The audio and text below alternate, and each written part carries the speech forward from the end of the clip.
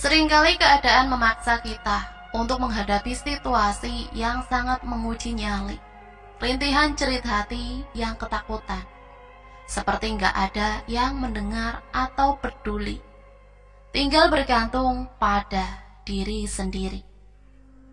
Sendirian nyaris tengah malam di tempat yang baru saja aku tempati. Suasananya sangat sepi di lahan luas yang atasnya berdiri dua bangunan. Di ruang yang gak terlalu besar ini, aku seorang diri. Di ruang tengah menonton televisi. Biasanya jam 10 sudah lelap tertidur, tapi malam ini beda. Aku sama sekali belum merasakan kantuk. Mata terus memperhatikan layar TV. Sampai seketika, sesuatu mulai terjadi. Ada sekelebat bayangan bergerak di depan rumah. Aku melihatnya dari balik tirai jendela. Seperti ada orang yang melintas dari kanan ke kiri, tapi enggak bersuara sama sekali. Tentu saja aku penasaran. Kemudian berjalan mendekat ke jendela, lalu membuka tirainya. Enggak ada siapa-siapa di luar, sepi dan kosong. Terang lampu teras memastikan semua itu. Aku hanya melihat bagian belakang bangunan besar yang ada di depan rumah. Bangunan besar yang berfungsi sebagai kantor tempatku bekerja. Itu pun kosong sama sekali. Kalau nggak ada siapa-siapa, lalu bayangan siapa yang tadi melintas? Tiba-tiba merinding. Lalu aku mematikan lampu tengah dan bergegas kembali duduk di tempat semula. Setelah itu sejenak pikiran teralihkan dengan menonton acara TV. Tapi ketenangan hanya sebentar. Karena lagi-lagi aku melihat ada bayangan hitam. Kali ini lebih jelas. Bayangan yang terpampang pada tirai. Cukup bagiku untuk memastikan kalau itu adalah bayangan manusia. Dia berdiri diam. Seperti sengaja untuk tetap berada di depan jendela. Pak Asep, sengaja aku memanggil, bertanya. Setelah beberapa belas detik hanya terpaku memperhatikan. Namun gak ada jawaban. Pak Asep adalah OB kantor yang baru beberapa hari ke belakang aku kenal. Bayangan itu masih terus berdiri, masih juga gak bergerak. Melihat itu, sekali lagi aku bangkit dari duduk, lalu mendekati jendela. Sempat aku ragu sebelum akhirnya aku membuka tirai. Rasa penasaran yang memaksa semuanya. Gak ada siapa-siapa di luar. Bayangan itu tiba-tiba hilang. Pemandangan itu yang terlihat setelah sudah ada cukup celah untuk mengintip. Pada detik inilah ketika aku mulai merasa ada yang gak beres. Ada sesuatu di rumah ini, di lingkungan kantor ini. Beberapa menit sebelum jam 12:30 malam, aku memutuskan untuk masuk kamar. Bukan karena mengantuk, tapi karena semakin merasa ada yang aneh, ada yang janggal. Udara Cimahi yang cukup dingin menjadi semakin dingin. Aku sendirian di dalam rumah di belakang kantor. Kantuk belum datang juga. Aku terbujur kaku berselimut sebatas dada, berharap semoga gak ada kejadian apa-apa. Waktu terus bergulir, menit berganti menit. Perlahan melewati tengah malam. Sesekali coba mengalihkan pikiran dengan membuka ponsel, berselancar memperhatikan lini masa media sosial. Tapi hanya sebentar. Setelahnya aku kembali tersadar kalau sedang berada di dalam situasi yang menggugah nyali. Suasananya sangat sepi. Hanya terdengar sesekali suara mesin kendaraan yang melintas di jalan depan kantor. Itu pun hanya sayup terdengar, karena jaraknya cukup jauh. Selebihnya gak ada suara lain lagi. Oh iya, ada pohon besar yang berdiri di samping bangunan mes yang sedang aku tempati ini.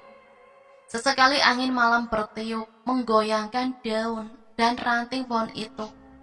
Tentu saja menghasilkan suara, walau gak terlalu bising. Tapi lamunan berhenti ketika mataku menangkap ada pergerakan pada celah sempit di bagian pintu kamar. Lampu ruang tengah yang tadi sebelum masuk kamar aku nyalakan, ternyata malah menjadi salah satu faktor pemberi keseraman berikutnya. Dari celah bawah pintu, aku melihat ada sekelebat bayangan yang bergerak dari depan ke belakang. Kemudian sebaliknya, pergerakan yang tentu saja menandakan seperti ada seseorang yang sedang berjalan di ruang tengah. Siapa itu? Gak tahu, aku gak punya nyali untuk membuka pintu mencari tahu. Gak ada suara sedikit pun, juga suara langkah kaki, atau apapun. Tapi bayangan itu terus saja seperti mondar-mandir di ruang tengah, yang sungguh membuat ketakutan. Ketika melihat kalau sepertinya sang empunya bayangan tiba-tiba berhenti, bergerak, lalu berdiri diam tepat di depan pintu. Tapi hanya sebentar, kemudian bergerak lagi. Aku menarik selimut sampai wajah, hanya menyisakan kedua mata untuk terus memperhatikan situasi. Sementara aku memperhatikannya, sambil berharap semua kegiatan itu hanya terus berlangsung di luar kamar. Tapi ternyata harapan gak jadi kenyataan. Ketika aku melihat kalau gagang pintu kamar secara perlahan bergerak sendiri. Seperti ada yang sedang mencoba membuka pintu dari luar. Entahlah, aku lupa apakah tadi sudah mengunci pintu atau belum. Pikiranku mulai dan semakin kalut ketika gagang pintu itu mulai bergerak-gerak. Cukup lama hal ini terjadi, sekitar beberapa menit, tapi pintu masih tetap dalam keadaan tertutup. Tapi akhirnya yang sangat aku takutkan terjadi juga. Pintu akhirnya mulai terbuka, mesti perlahan. Keringat dingin mengucur jatuh dari ubun kepala, dada sesak karena nafas tersenggal ketakutan. Sementara pintu terus bergerak terbuka, sentimeter demi sentimeter. Lampu ruang tengah masih menyala, terangnya menjelma jadi garis cahaya yang masuk ke dalam kamar karena pintu mulai terbuka, lalu membuat celah. Aku menarik badan hingga akhirnya jadi berposisi duduk di pojok tempat tidur. Masih berselimut, masih terus memperhatikan semuanya. Entah berapa detik kemudian, akhirnya aku dapat melihat sosok yang sedari tadi sedang membuka pintu. Kamar dalam keadaan gelap, sementara lampu ruang tengah menyala terang. Hal ini membuat pandanganku menjadi silau. Alhasil hanya dapat melihat sosok seram itu dengan bentuk siluet bayangan hitam. Ya, sosok seram. Dia berdiri mendorong pintu kamar, membukanya lebar-lebar. Sosok berbentuk seorang laki-laki. Aku sama sekali gak bisa melihat wajahnya, karena itu tadi cahaya lampu ruang tengah membuatnya hanya terlihat seperti bayangan hitam. Dia berdiri diam seperti memperhatikan, ketika pintu benar-benar sudah terbuka lebar. Siapa ini? Mau apa dia? Tuhan, aku sangat ketakutan. Jantung seperti berhenti berdetak. Rasanya sulit sekali bernafas, dadaku sesak. Semua semakin menjadi-jadi ketika dia kemudian mulai bergerak masuk ke dalam kamar, mendekati aku yang sedang diambang batas kesadaran. Sosok seram bergerak melayang, perlahan terus mendekat, sampai jarak kami hanya tinggal menyisakan beberapa langkah saja. Aku masih melihatnya berbentuk bayangan hitam. Di ambang batas kesadaran, ketakutan menyeruak memenuhi pikiran. Aku terus mengikuti pergerakannya, sampai akhirnya dia berhenti, tepat di sisi tempat tidur. Beberapa detik kemudian, heningnya suasana semakin mencekam. Ketika aku mendengar suara geraman tertahan, sosok itu seperti mengeram, pelan tapi seram. Gak kuat, lalu seketika semua menjadi gelap. Setelah itu aku gak ingat apa-apa lagi. Aku Robin, umurku masih 28 tahun ketika peristiwa ini terjadi pada tahun 2017 lalu. Awalnya tahun 2014 aku diterima bekerja pada salah satu perusahaan agensi. Kebetulan waktu itu perusahaan ini masih baru berdiri dan masih memiliki kantor di Jakarta saja. Tapi seiring berjalannya waktu, perusahaan berniat untuk mengembangkan sayapnya. Salah satu sasaran untuk perluasan adalah di Jawa Barat. Nah, akhirnya pada awal tahun 2017, perusahaan merealisasikan niatnya dengan mendirikan kantor perwakilan di Jawa Barat. Entah apa alasannya, sampai akhirnya para atasan memutuskan untuk menyewa satu bangunan yang berbentuk rumah besar untuk dijadikan kantor. Kantor baru kami ini letaknya di Cimahi, bukan di Bandung.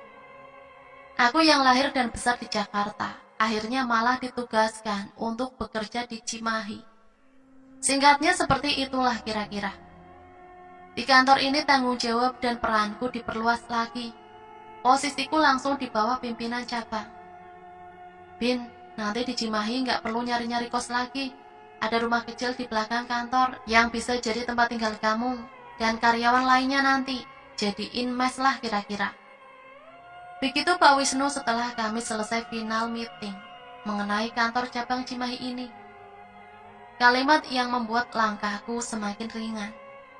Dalam prosesnya, 2 atau 3 kali aku sudah datang berkunjung ke Cimahi sebelum kegiatan perusahaan berjalan normal untuk survei dan pemetaan ruang lingkup bekerja. Kira-kira begitu istilahnya. Kantor ini letaknya di perbatasan antara Cimahi dan Bandung, wilayah yang masih tergolong ramai, tapi letaknya nggak persis di sisi jalan utama. Masih harus masuk beberapa puluh meter ke semacam perumahan yang isinya rumah-rumah besar semua. Benar seperti para atasanku bilang, bentuknya merupakan rumah besar bertingkat, halamannya luas. Aku nggak tahu pasti ini rumah peninggalan zaman Belanda atau bukan. Tapi kalau dilihat dari bentuk dan struktur bangunannya, sangat tampak kalau desainnya merupakan arsitektur klasik. Pokoknya tipikal rumah-rumah zaman dulu. Kalau di Bandung rumah-rumah yang bentuknya seperti ini masih banyak bisa kita lihat di Cipaganti dan Juanda. Sudah kebayangkan bentuknya? Juga benar kata Pak Wisnu, di bagian belakang bangunan rumah besar bertingkat ini ada lagi satu bangunan berbentuk rumah yang ukurannya lebih kecil, namun masih sama desainnya, rumah zaman dulu. Rumah kecil ini yang akan aku tempati selama tinggal dan bekerja di sini nantinya. Ketika survei inilah pertama kalinya aku bertemu dan berkenalan dengan Pak Asep. Beliau yang nantinya akan bertugas sebagai security kantor. Pak Asep merupakan putra daerah Cimahi, tinggalnya nggak jauh dari kantor. Mas Robi nanti tinggal di mes sama siapa lagi? Tanya Pak Asep pada suatu ketika. Ada orang kantor dari Jakarta juga Pak, Vian namanya. Nanti dia akan datang kalau kantor sudah siap. Ya, nantinya baru hanya aku dan Vian saja yang akan tinggal di mes belakang. Hampir semua karyawan di kantor Cimahi ini adalah orang baru, dan hampir semuanya bertempat tinggal di Cimahi atau Bandung. Jadi mereka nggak perlu menggunakan fasilitas mes yang ada. Pada suatu minggu siang pertengahan 2017, aku dengan tas ransel besar berisi pakaian dan segala perlengkapan sampai juga di Cimahi untuk memulai bekerja pada Senin esoknya. Pak Asep menyambutku di kantor dengan senyuman. Dia sendiri menungguku sejak pagi katanya. Harusnya aku datang bersama Vian, tapi pada detik-detik terakhir dia memutuskan untuk berangkat Senin pagi dari Jakarta karena ada keperluan mendadak. Karena itulah akhirnya aku berangkat sendirian. Oh iya, ada gambaran sedikit tentang bangunan kantor ini. Lantai bawah berisi beberapa ruang besar. Di sini ada resepsionis, ruang meeting kecil, ruang pimpinan cabang, dan beberapa ruang lain. Di lantai atas ada ruang meeting lebih besar, beberapa ruang yang diperuntukkan bagi manajemen proyek. Akulah orangnya yang diberi tanggung jawab menangani ini. Ruanganku letaknya di sudut belakang, bersebelahan dengan gudang kecil yang waktu itu isinya belum banyak. Untuk menuju ke sana harus melewati beberapa ruang lain, termasuk ruang meeting tadi. Begitulah gambaran singkat bangunan utama. Sedangkan rumah kecil di belakang, mes tempat tinggalku, bentuknya rumah nggak bertingkat, rumah biasa dengan 3 kamar di dalamnya. Tapi ya gitu, sejak pertama kali menginjakan kaki di kantor ini, isi pikiranku langsung melanglang buana ke puluhan tahun di belakang.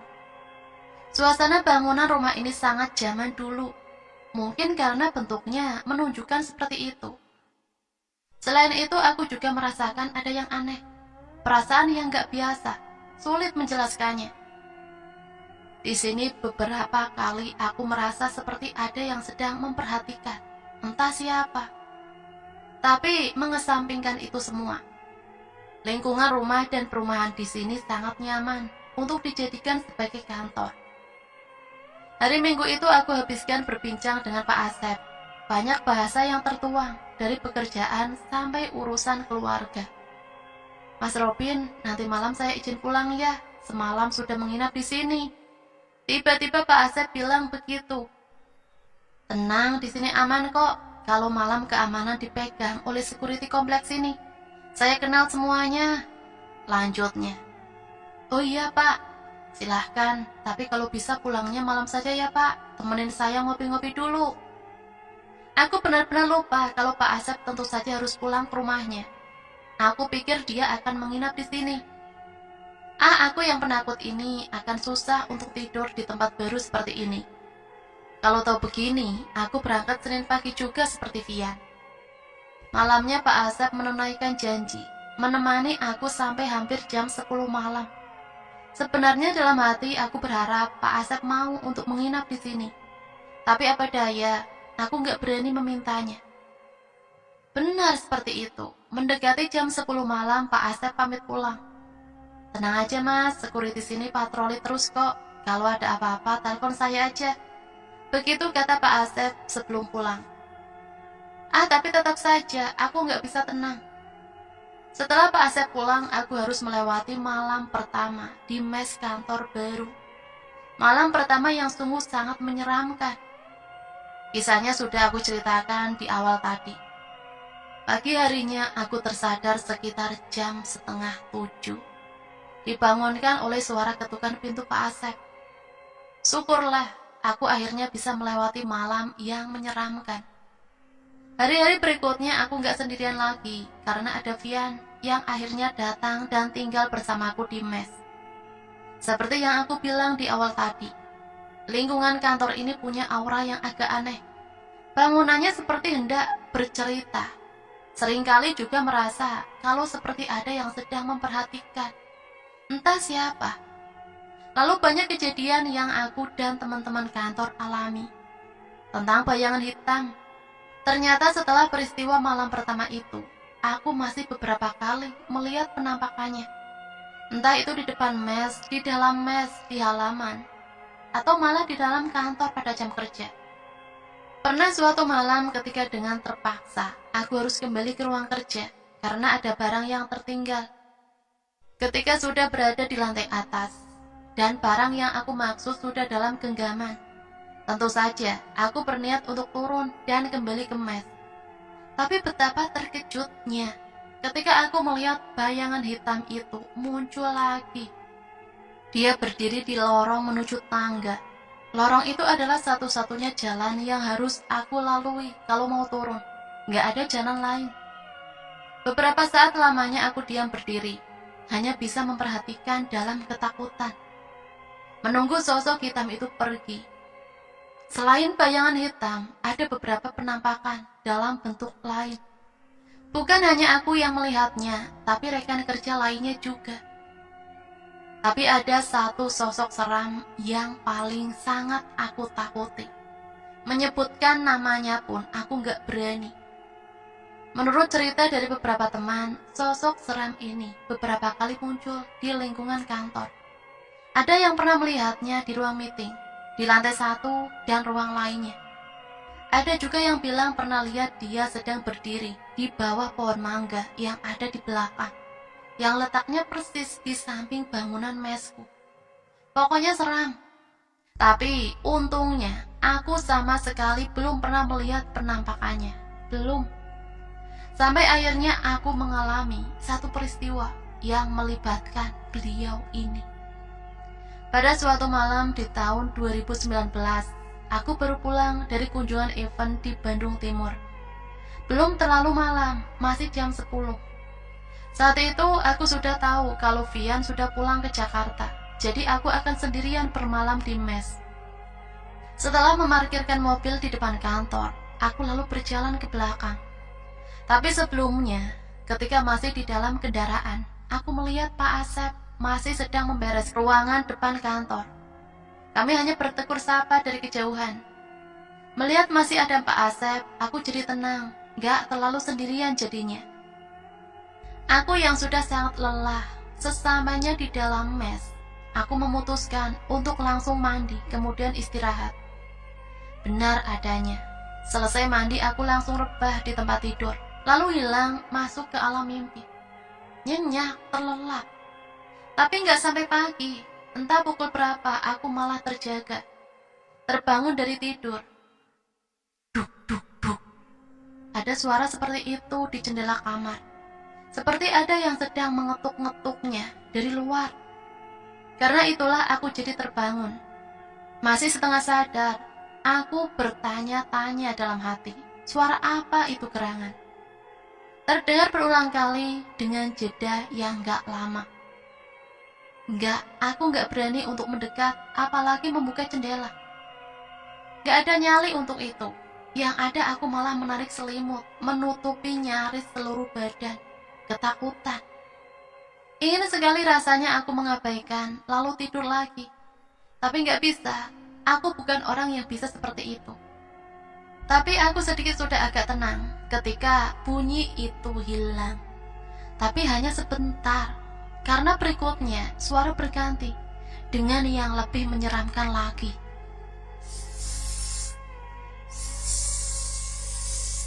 Kira-kira seperti itu bunyinya. Jendela kamar yang bentuknya merupakan jendela kayu dengan lubang-lubang kecil memanjang, menjadikan suara-suara itu jelas terdengar. Sekali lagi aku merinding, semakin ketakutan.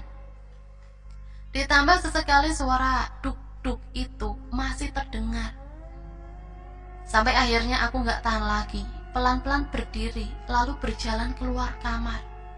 Di ruang tengah beberapa saat lamanya, aku hanya berdiri diam, masih bingung harus melakukan apa.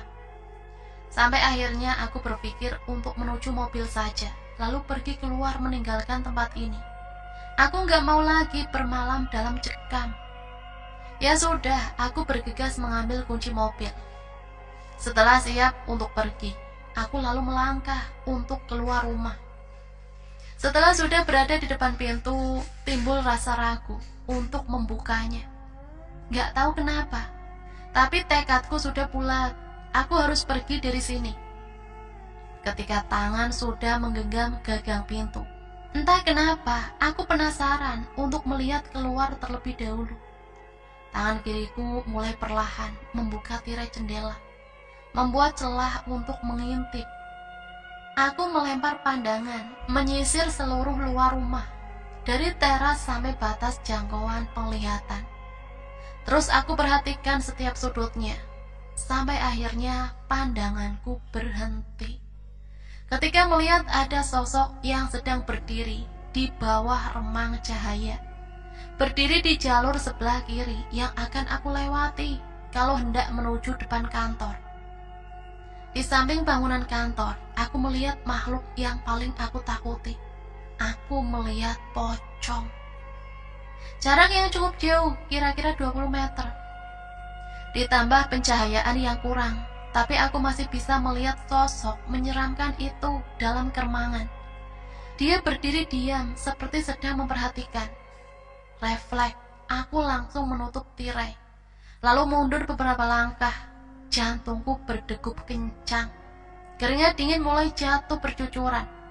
Namun aku tetap bertekad untuk pergi. Tapi entah bodoh atau bagaimana, kemudian aku malah kembali maju mendekati jendela, lalu membuka lagi tirainya. Tuhan, ternyata pocong itu masih ada, tapi posisinya sudah berbeda. Kali ini lebih dekat dari sebelumnya. Kira-kira hanya tinggal 10 meter jarak kami. Aku semakin jelas melihat penampakannya. semakin jelas melihat bentuknya. Sosok jenazah berbalut kain putih kusam dengan ikatan di beberapa tempat. Nyaris menangis, aku lalu nekat mengerahkan seluruh tenaga tersisa untuk membuka pintu. Kemudian sambil setengah menunduk, aku lari kelewat jalur yang ada di sebelah kanan kantor. Dari sudut mata aku bisa melihat kalau pocong itu masih ada, masih berdiri di depan bangunan mes. Sesampainya di depan, aku langsung menuju mobil lalu berkendara pergi keluar, meninggalkan kantor dan mes seram itu. Nah, itulah sepenggal cerita yang bisa Mimin bagikan. Semoga teman-teman semua bisa terhibur ya. Dan sampai di sini Mimin pamit undur diri. Mohon maaf apabila banyak salah kata. Akhirul kalam, wassalamualaikum warahmatullahi wabarakatuh.